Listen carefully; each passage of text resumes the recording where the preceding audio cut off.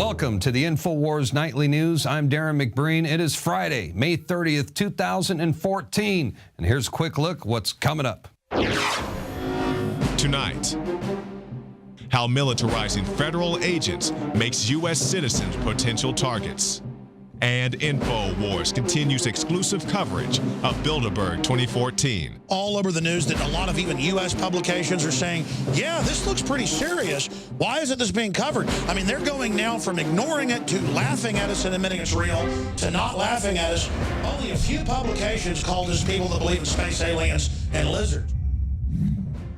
Yesterday, the Washington Post disclosed a disturbing Department of Defense directive detailing which circumstances might be appropriate for the federal government to use lethal military force against us.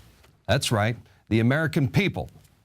In a December 2010 directive entitled Defense Support of Civil Authorities, the DoD talks about plans regarding military support for civilian law enforcement.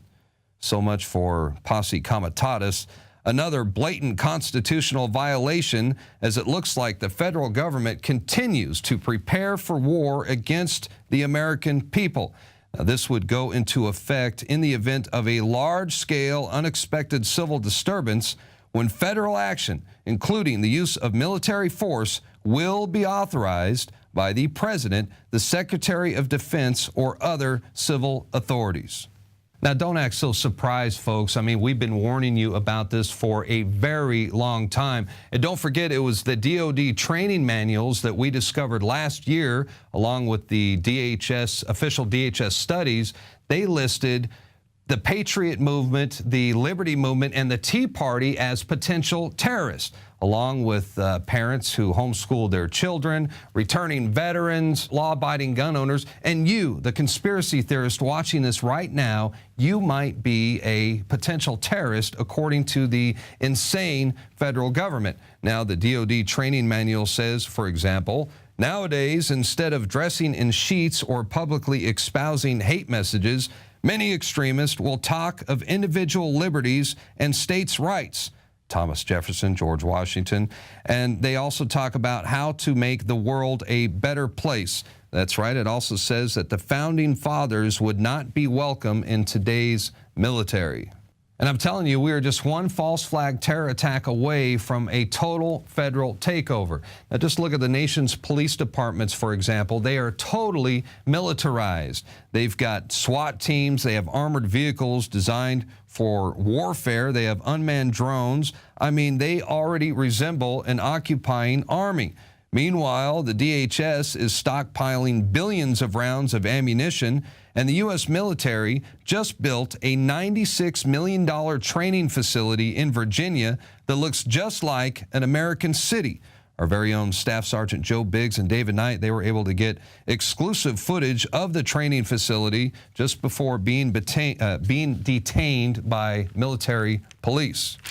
So the military and police are preparing for civil unrest, and the U.S. government can now determine when it's appropriate to use lethal military force against Americans. Wow, I tell you what, a brave new world indeed. Meanwhile, the Rand Corporation and the New York Times, they are hyping up a new domestic terror threat.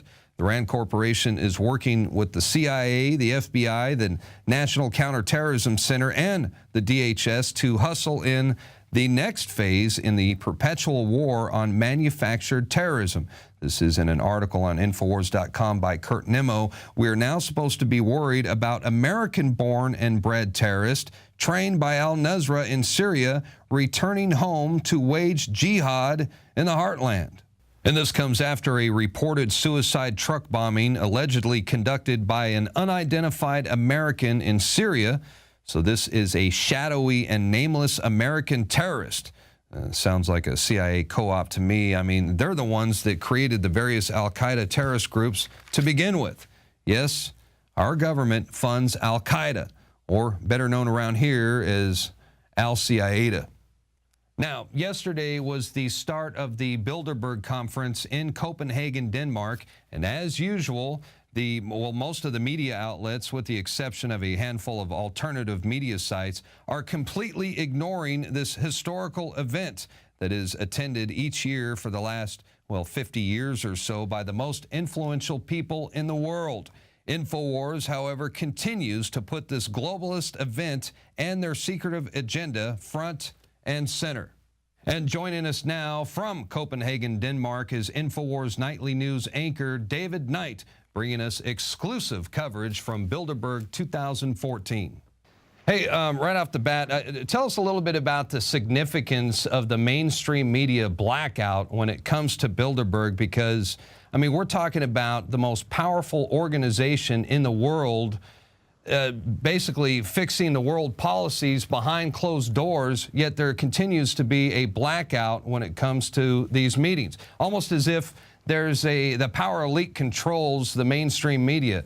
Have you seen any mainstream media there? Tell us about any mainstream media coverage that you've witnessed. None at all. Actually, there was a little bit of coverage this morning from the Danish media, and the purpose of that was to essentially change the story from Bilderberg and what's happening there, coverage of the guy that was arrested yesterday. So what you see happening here is what they've always been doing. And of course, throughout past Bilderberg events, it's always been the Washington Post and the New York Times executives that have shown up at Bilderberg. They've been as much a part of this as the bankers, the politicians, the spies. It's also been the mainstream press, and David Rockefeller has even been quoted as saying, "Thank you for your coverage or non-coverage of Bilderberg," essentially, to paraphrase what he was saying. "We couldn't have done it without you." So he thanked them for the fact that they weren't covering it. But what they always do, just like they did last year, they'll try to find something that's fringy or kooky, and they will cover that. And of course, they need to think about what they perceive as excessive force, whether or not that force was justified or not. Certainly the guy deserved to be arrested. The question is, did they continue using force after he had been subdued? And that's a judgment and a discussion that the Danish people need to have. And of course, they have a police issue with excessive force, just as we do back in the States. Well, that's right. And on the rare occasion that I do see the mainstream media covering Bilderberg, they really downplay the significance, almost as if it's a casual gathering, like they're there just to play golf or something like that. But we know better. We know that they are there to set a global agenda. And what kind of policies are being set this year, and who's attending this year? Yeah, let's talk a little bit about Bilderberg and about the CFR. And about the Trilateral Commission. That kind of puts it, I think, in a perspective, because it's kind of a chronological perspective that started with that. Going back to the early 1900s, you had in the Wilson administration, they created the Council on Foreign Relations. And of course, Wilson was a big one world government guy. You know, they created the League of Nations. He was on board with that whole agenda. Well, after the CFR was created, it was only in America that they were operating. And they essentially ran most of the State Department, the department that's government, and that continued on. Virtually all of the presidential candidates and the presidential opponents of the two major parties were all CFR members throughout the 20th century. Even Reagan, who wasn't. Reagan and Goldwater were the standouts who were not part of the CFR. But even Reagan, when he got elected, he appointed over 300 CFR members into the government. So they have been the shadow government. They've exerted a lot of influence. And of course, their agenda has been to create a global government. Now, in the 1950s, in 1954, actually, 60 years ago, Bilderberg held their first event. Now, what that did was that scope was changed from just being in the United States to being the United States and Western Europe. And then in 1973, Zbigniew Brzezinski, Henry Kissinger, working under David Rockefeller, created the Trilateral Commission. That's right. They extended that then from to North America to Asia. Now what we're seeing this year in 2014, they're bringing in the Trans-Pacific Partnership. They're bringing in the Transatlantic Partnership. What they're trying to do is to implement the schemes and the dreams of David Rockefeller and those people for a global governance that is essentially being run by multinational corporations, bankers, and the people who consider themselves to be the elite. They don't like the sovereign states. And so that's what they're trying to do this year. They're trying to do that, and it's a lot It's about a lot more than just economic issues and trade. It's also about taking control of the internet, trying to do things with these Trans-Pacific Partnership, the Transatlantic Partnership, do things that they could not get passed with SOPA, PIPA, ACTA, CISPA. They were not able to get those enacted in legislation, so now they're trying to do that through the back door, negotiating these treaties that are every bit as secretive as Bilderberg. Allowed to see what's going on with these treaties, not even our elected officials. And that's essentially, in essence, the same thing that's happening here at Bilderberg. Well, that's right. This is about the consolidation of power by the world banks. They're the ones that are calling the shots. Am I right? Yeah. Oh, absolutely. It's all about money. And, you know, when I was talking to Alex, he had a very perceptive take on this mayor of Atlanta. You know, we know that they bring politicians in and they groom them to become president or whatever, if they're going to be an obedient puppet, let's say. Well, this mayor of Atlanta, why is this guy coming in? Well, Alex said, you know, maybe that's part of it, but the other part of it is that Atlanta has a red-hot real estate market. And if anybody knows what's going on at local government, they know that at the local level, really, the politicians that are predominating there are all about real estate. They usually come from a real estate background. At least that's been the case in the cities where I've lived, because there's a lot of money to be made if you rezone areas and they can build that out. So Alex's comment was maybe this mayor of Atlanta is there passing on some insider information or getting things set up for these bankers to make money. But of course, there's the political aspect of it too. They do want to have a puppet. And in the past, we have seen that a year after an unknown governor from Arkansas went to Bilderberg, Bill Clinton became president. Shortly after Tony Blair went to Bilderberg, he became prime minister. Margaret Thatcher came to Bilderberg, and they did not hit it off.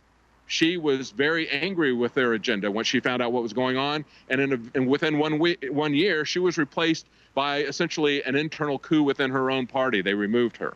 So we see this has happened over and over again. There's a lot of control, and essentially it's about the money because they want to own everything. They don't want there to be a middle class. They want to take over control of everything, that they can never have enough. You know, when they asked David Rockefeller how much is enough, he famously said, just a little bit more. Well, they always want more. Well, that's right. And so far, what has the climate been like since you've been there? I know you're under constant surveillance. Our cameraman and editor, Josh, he was detained by police along with independent journalist Luke Rudowski. I heard he got detained, and Dan Dix. So you're under constant surveillance. Do you feel like you're under a constant threat? Well, you know, before we got here, they were arrested, and they basically tried to arrest everyone who was anywhere around the area that was associated with alternative media, just guilt by association. You know, it was Dan Dix and Luke Rudowski who went over and confronted the people there. But, you know, anybody who was just in the area, they wanted to try to arrest them. And then even people who weren't down there at that time, Charlie Skelton from The Guardian, his wife, they were evicted from the hotel just because they had been seen talking to these people that they subsequently arrested. So that kind of guilt by association. But, you know, just before we went on air yesterday, Josh was walking out of this hotel where I'm broadcasting from here, carrying a camera. He wasn't shooting anything. And the police were called on him, and they rushed to intercept him and detain him. My wife came down and got me and said, you know, they got Josh. I think they're going to arrest him. He was considered to be a, quote, suspicious person or whatever because he was carrying a camera. I mean, David, that's absolutely impressive. That's obvious. He was not in the free speech zone. If he should have stayed in the free speech zone, it would have been all right. So that's right. But, you know. Go ahead. Hey, your Skype's cutting out a little bit right there. I think we got him back. Hey, tell us about any new developments. Well, you know, we didn't mention it to Alex earlier, Darren, but, you know, there's been a lot of petty, vindictive